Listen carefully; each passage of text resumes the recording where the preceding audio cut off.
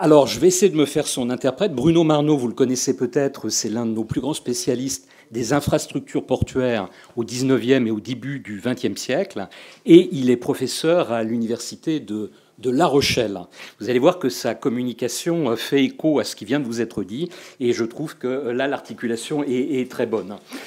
Enfin, dernière petite remarque, certains d'entre vous, pleins de sollicitude, ont remarqué qu'il manque une branche à ma paire de lunettes. Ça n'est pas parce que, certes, l'université française va très mal, mais parce qu'on n'est plus payé. C'est tout simplement parce que, pris par l'émotion de ce grand colloque, j'ai fait tomber ce matin ma paire de lunettes par terre. Mais je vous rassure, demain, j'en aurai une autre qui tient la route.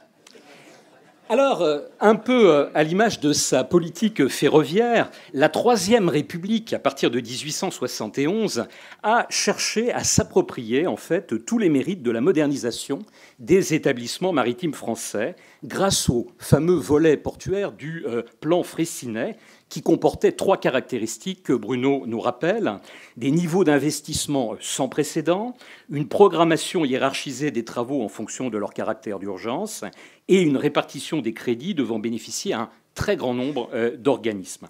Cependant, l'examen attentif des crédits extraordinaires accordés aux ports par les différents régimes politiques qui se sont succédés tout au long du XIXe siècle laisse entrevoir une réalité bien différente. Et c'est l'objet de cette communication.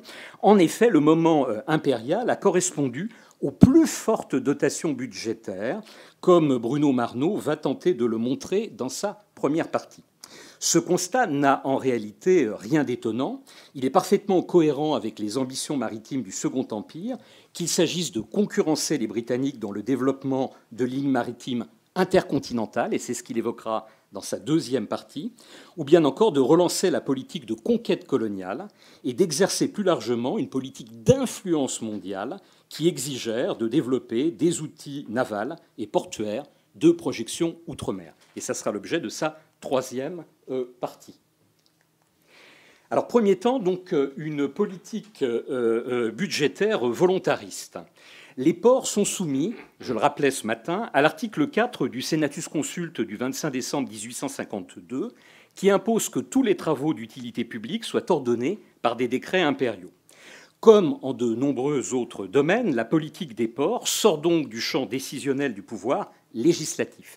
Et il faudra attendre, nous rappelle Bruno, la loi votée sous l'Empire libéral, à l'extrême fin du Second Empire, le 27 juillet 1870, pour que le corps législatif recouvre un pouvoir de décision circonscrit aux travaux importants. Le dossier des ports maritimes n'est pas une priorité, il faut le dire, du Second Empire à ses débuts, tant et si bien qu'il demeure dans un premier temps les laissés-pour-compte de l'économie politique du 2 décembre. Au cours des premières années, l'action gouvernementale se limite à achever les travaux engagés. Et c'est à partir de 1857, le graphique commence en 1857, que se multiplient les décrets annonçant un nouveau cycle de travaux portuaires, avec un pic législatif atteint en 1861, comme vous le voyez ici, c'est-à-dire, et ça n'est pas un hasard, au lendemain du fameux traité franco-anglais de libre-échange. En fait, c'est même une doctrine du développement portuaire qui s'esquisse après le milieu des années 1850 dans le sillage de 4 orientations majeures du régime. La première, nous rappelle Bruno, c'est la réorganisation du système ferroviaire, on l'a évoqué tout à l'heure, entre 1852 et 1857, sous l'égide de 6 puissantes compagnies. Le deuxième point, c'est la formation de 2 grands armements subventionnés, et là nous venons de les évoquer, les messageries impériales en 1852 et la CGT, la Compagnie générale transatlantique, en 1861.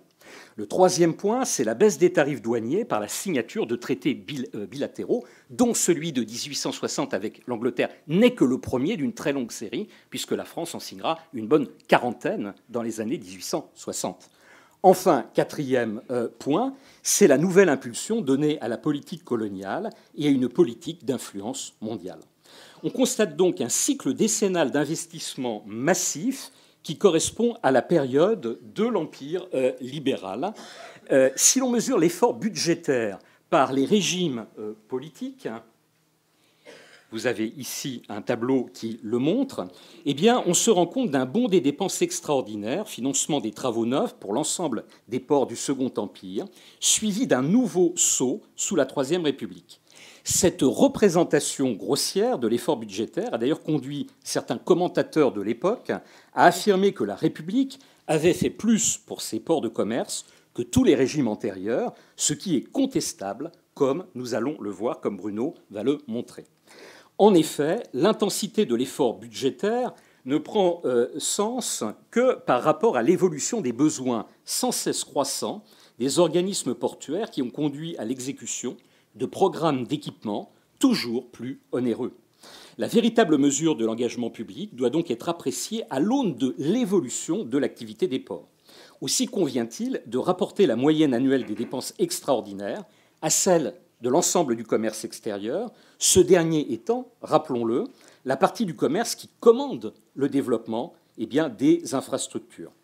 Le calcul du taux d'investissement annuel moyen pour les 16 grands ports montre que celui-ci a en réalité été le plus élevé pour le XIXe siècle sous le Second Empire, et donc sous le Second Empire plus que sous la Troisième République, en dépit de l'historiographie et de la propagande de la Troisième République.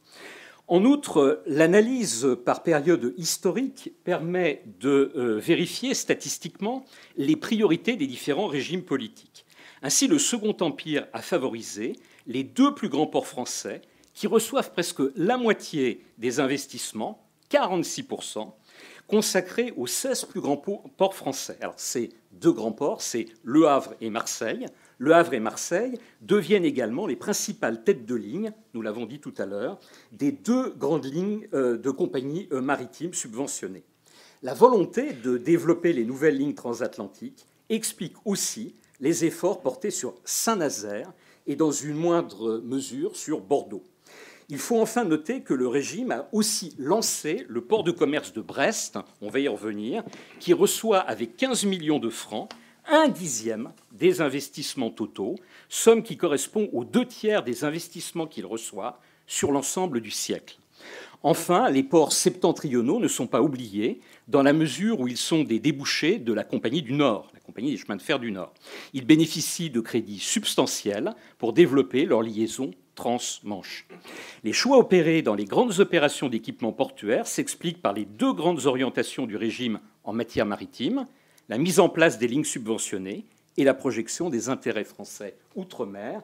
Et donc nous allons aborder dans les deux parties qui viennent, les deux dernières parties, ces deux aspects. Commençons par les ports et l'établissement des lignes maritimes. Après une décennie de débats et de tergiversations, le régime de Napoléon III donne corps aux différents projets des lignes transatlantiques subventionnées. Du reste, cette question figurait déjà, on l'a rappelé, dans le programme économique de l'empereur, du futur empereur, son célèbre discours de Bordeaux du 9 octobre 1852, qui avait proclamé, répétons-le pour la troisième fois, « Nous avons tous nos grands ports de l'Ouest à rapprocher du continent américain par la rapidité de ses communications qui nous manque encore. » L'ambition de Napoléon III est bien d'entamer la supériorité anglaise et américaine en matière de lignes maritimes, lesquelles tendent à devenir une arme essentielle de la compétition commerciale entre puissances industrielles, confirmées ou en devenir. Cette impérieuse nécessité prend une acuité supplémentaire avec la perspective de la libéralisation des échanges liés au traité de 1860.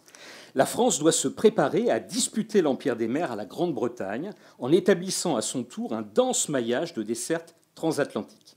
Ainsi, la stratégie d'équipement des ports sous le Second Empire prend-elle en grande partie sens par rapport à la politique de desserte des lignes. Comme l'a écrit Louis Girard, et Bruno cite ici Louis Girard, avec l'extension du réseau ferroviaire, le nombre de ports qui désirent servir d'attache à une ligne transatlantique va croissant. En effet, depuis la dernière décennie de la monarchie de Juillet, la perspective de la création de lignes subventionnées agitait les milieux d'affaires portuaires qui cherchaient à faire de leur établissement respectif une tête de ligne ou même une simple escale, l'une ou l'autre porteuse d'une augmentation, vous en doutez, substantielle de trafic. Ainsi, chacun des grands organismes maritimes affûte-t-il ses arguments auprès du ministre des Travaux publics en démontrant bien évidemment sa vocation à devenir un port mondial. Du côté de la Méditerranée et de l'Extrême-Orient, l'affaire a été réglée avant même le coup d'État, en février 1851, au profit de Marseille et des messageries nationales qui ont obtenu, donc sous la Deuxième République, la concession du service postal. L'essai va être transformé en janvier 1852 avec la transformation des messageries nationales en messageries impériales, qui sont l'émanation donc de la précédente compagnie. En obtenant la ligne de l'Extrême-Orient, Marseille peut réaliser son grand dessein saint-simonien de jonction de l'Orient et de l'Occident. La bataille s'avère en revanche beaucoup plus âpre pour la desserte des côtes américaines au terme de nombreuses négociations et luttes d'influence. La loi du 17 juin 1857 attribue en fait 4 concessions. Alors, Bruno vous les cite. De manière assez logique, et nous l'avons déjà dit, Le Havre va recevoir la tête de ligne avec New York, proximité bien évidemment. 2, Saint-Nazaire, alors considéré comme l'avant-port de Nantes, va recevoir celle des Antilles et de l'Amérique centrale. 3 et 4, Bordeaux et Marseille vont se partager la ligne du Brésil. Alors cette loi de 1857 ne sonne pas pour autant le glas des ambitions d'autres ports, tels que Cherbourg, Brest ou même Lorient, qui font valoir leur position privilégiée de Finistère pour développer au moins une fonction d'escale. Le négoce cherbourgeois fait en outre valoir que depuis l'achèvement de la jetée ouest, il dispose du seul port en eau profonde de la façade océanique, apte à recevoir de massifs paquebots. La multiplication des lignes subventionnées ou même libres constitue par conséquent un nouvel élément de sélection dans le dispositif portuaire qui, en règle générale, conduit à renforcer le rayonnement des grands organismes. Aussi n'est-il pas étonnant que les travaux les plus importants aient lieu à Marseille et au Havre. Outre des bassins supplémentaires, les 2 grands emporias sont dotés de docks entrepôts, vous en voyez un ici, et de vastes formes de radous. Avec du retard par rapport aux 2 autres établissements, Bordeaux entre dans l'ère des grands aménagements, avec notamment l'amélioration des passes de la Gironde, qui permet aux paquebots de remonter l'estuaire sans encombre, et la réalisation d'un bassin à flot engagé par le décret de 1867. Nantes bénéficie de la création d'un avant-port au nord de l'embouchure de la Loire, dont il faut en réalité attribuer les mérites de la création à la monarchie de Juillet. La fondation de Saint-Nazaire est l'aboutissement en fait d'une requête des milieux d'affaires nantais qui remonte dès le milieu des années 1830, quand ces derniers anticipaient la future création des lignes transatlantiques. Elles viennent de loin, ces lignes transatlantiques. Aussi s'étaient-ils mis d'accord pour établir une tête de pont sur la position la plus avancée du littoral.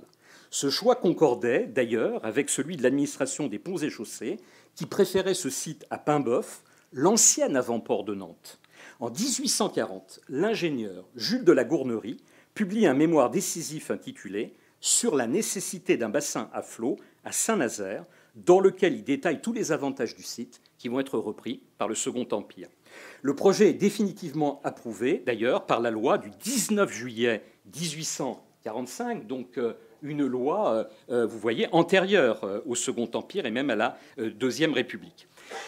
Il comprend, ce site de Saint-Nazaire, un bassin à flot composé de 2 rectangles, même divisés en 4 zones de mouillage.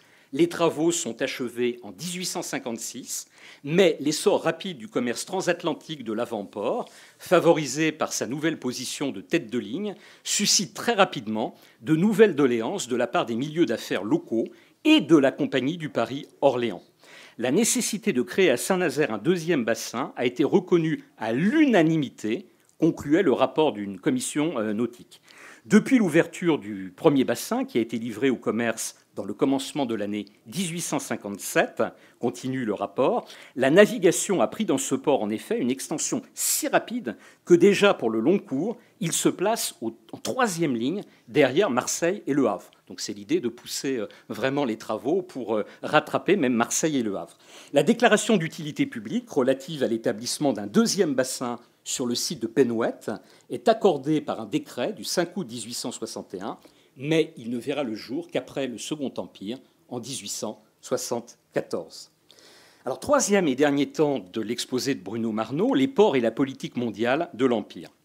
Le négoce brestois nourrit également des ambitions transatlantiques et rêve de renouer des liens avec les États-Unis, qui connurent leur heure de gloire à l'époque de la guerre d'indépendance. Toutefois, le port de Brest souffre de lourds handicaps. Brest dispose d'un hinterland régional essentiellement agricole et est mal relié avec le reste du pays. À la différence des autres grandes places commerciales de la façade atlantique, Brest ne dispose pas d'une bourgeoisie d'affaires très étoffée et donc de capitaux importants. Sur le plan commercial, l'établissement finistérien n'a pas de relation établie avec l'Amérique du Nord. En outre, sous la monarchie de Juillet, l'équipement commercial se limite à 500 mètres de quai concédés par la marine, vous savez que Brest est un port de guerre, à la marine à l'entrée du port militaire. Pourtant, lorsque s'engage la bataille pour l'obtention de têtes de ligne transatlantiques, Brest va défendre son dossier en invoquant, d'une part, les qualités de sa rade, la plus belle, la plus vaste, la plus sûre du monde, d'autre part, sa position péninsulaire qui en fait le port français le plus proche du Nouveau Monde. C'est du reste, il faut le dire, le seul avantage comparatif théorique du port finistérien. La mythique de Brest-Marseille de l'océan prend corps au cours des années 1850.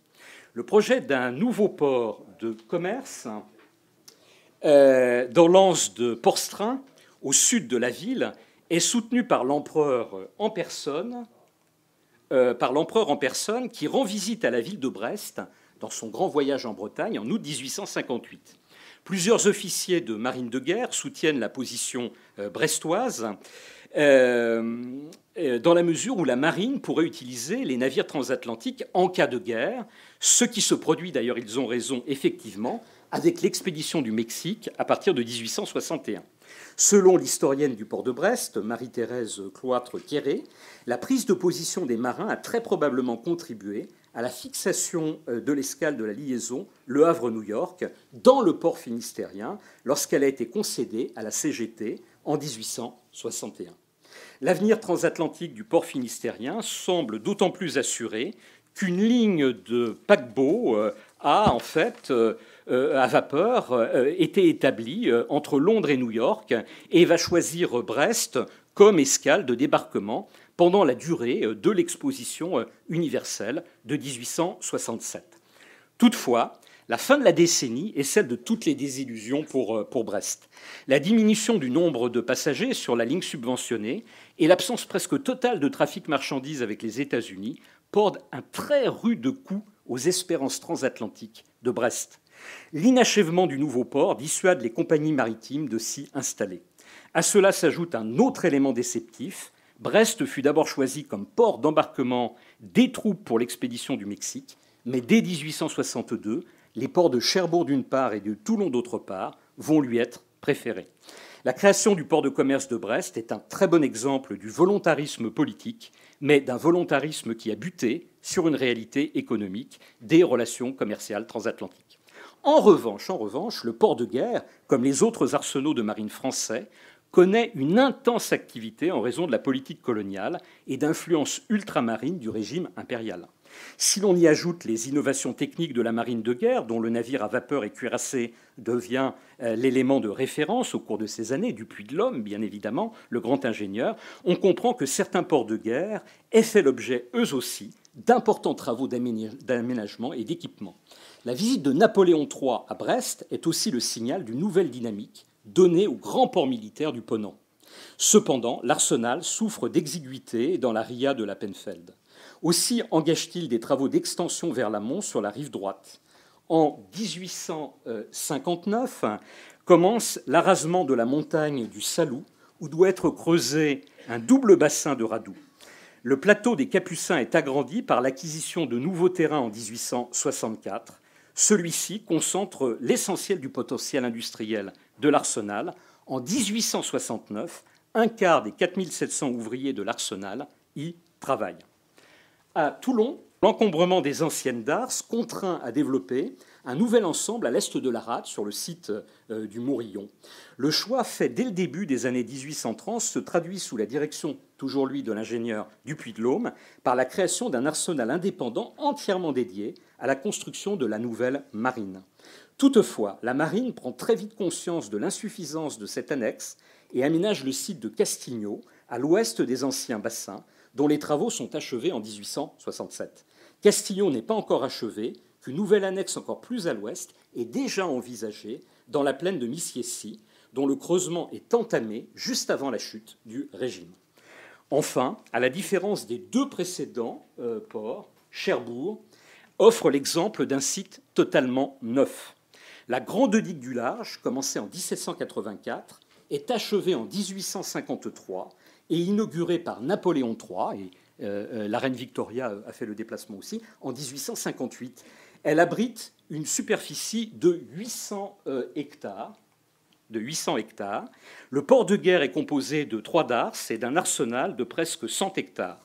La nouvelle marine de Napoléon III dispose donc d'un vaste ensemble construit ex nihilo qui offre l'avantage de pouvoir être organisé de façon parfaitement rationnelle, à la différence des autres sites hérités et aménagés au gré des besoins.